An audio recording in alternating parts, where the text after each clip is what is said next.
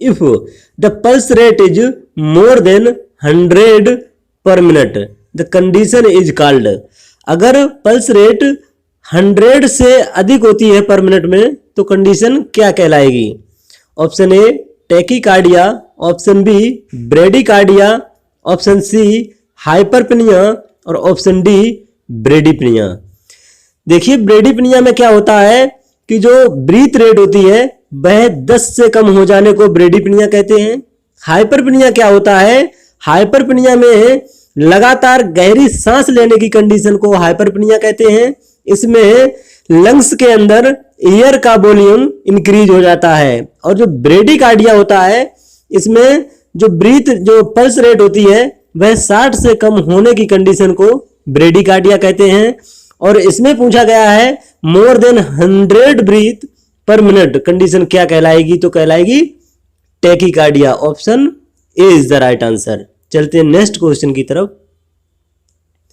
Next question है ब्रेडीकार्डिया is when pulse कितने पर हो तो ब्रेडीकार्डिया कहलाएगी? Option A below 60 breath per minute, option B above 80 breath per minute, option C above 100 breath per minute और option D above 120 breath per minute.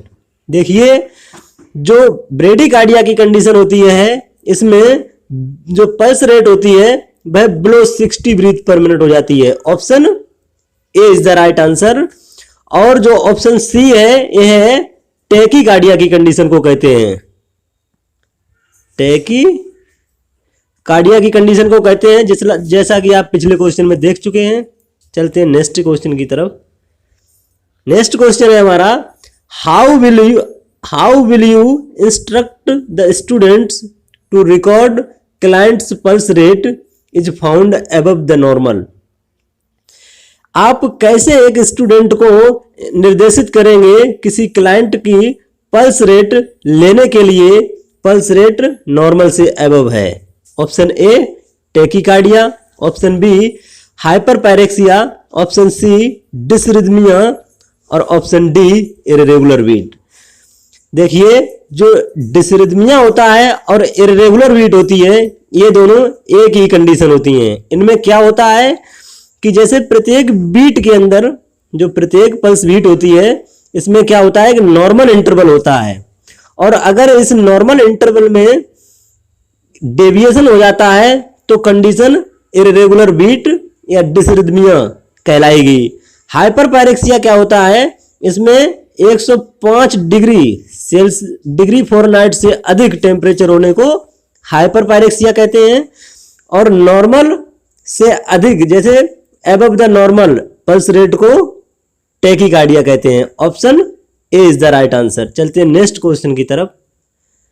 Next question है हमारा identify the wrong statement from the following. नीचे दिए गए में से जो wrong statement है उसको आइडेंटिफाई करना है। Option A newborn have rapid pulse rate, option B man have higher pulse than women, option C increase exercise increase the pulse rate और option D ingestion of meal cause slightly increase in pulse rate. देखिए खाना खाने के बाद slightly pulse rate increase हो जाती है तो हाँ हो जाती है। एक्सरसाइज में क्या होता है पल्स रेट इंक्रीज हो जाती है तो ये भी हो जाती है। और newborn have rapid pulse rate तो ऑप्शन ए भी सही है। और man have higher pulse than women ये गलत है क्योंकि वुमेन्स में हायर होती है पल्स न कि मैन में। तो इसमें रॉन्ग स्टेटमेंट पूछा गया है तो option B is the right answer. चलते हैं नेक्स्ट क्वेश्चन की तरफ। नेक्स्ट है हमारा suitable site to check pulse into newborn. Newborn में पल्स चेक करने के लिए सुइटेबल साइट कौन सी है? Option A apical pulse, option B femoral pulse, option C pedal pulse और ऑप्शन डी कैरोटिड पल्स। जो कैरोटिड पल्स होती है यह गर्दन में जो कैरोटिड आर्टरी पाई जाती है वहां से चेक की जाती है। और जो पेडल पल्स होती है पेडल पल्स यह जो डोर्सलिस पेडिस जो आर्टरी फुट में पाई जाती है वहां से चेक की जाती है। और जो फीमोरल पल्स होती है यह फीमोरल आर्टरी जो ग्रोन में पाई जाती है वहां से चेक की जाती है।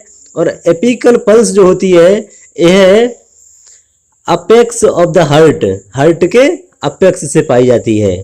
और जो सुइटेबल साइट होती है न्यूबॉर्न में पल्स चेक करने के लिए वह अपिकल पल्स होती है। Apical pulse is the right answer. यह इसलिए सही है क्योंकि यहाँ पर स्ट्रोंगर पल्स होती है। न्यूबॉर्न में जो एपिकल पल्स होती है वह स्ट्रोंगर पल्स एरिया होता है। और जो एपिकल पल्स चेक करने का जो एरिया होता है वह फोर्थ इंटरकोस्टल स्पेस होता है। और अडल्ट में जो इंटरकोस्टल स्पेस जो एपिकल पल्स चेक करने के लिए जो फिफ्थ इंटरकोस्टल स्पेस होता है। लेकिन न्यूबॉर्न में ये चीज ध्यान रखने की जरूरत है कि न्यूबॉर्न में एपिकल पल्स चेक करने के लिए जो इंटरकोस्टल स्पेस होता है वह intercostal space fourth intercostal space होता है। तो option A is the right answer. चलते नेक्स्ट क्वेश्चन की तरफ। नेक्स्ट है the thumb is not used for taking pulse because. जो थंब होता है वह पल्स चेक करने के लिए यूज नहीं किया जाता है बिकॉज यानी क्योंकि। Option A thumb is too thick. Option B the nurse is put in an awkward position. Option C the artery in the thumb is near the tip. और option D there is an artery in the thumb.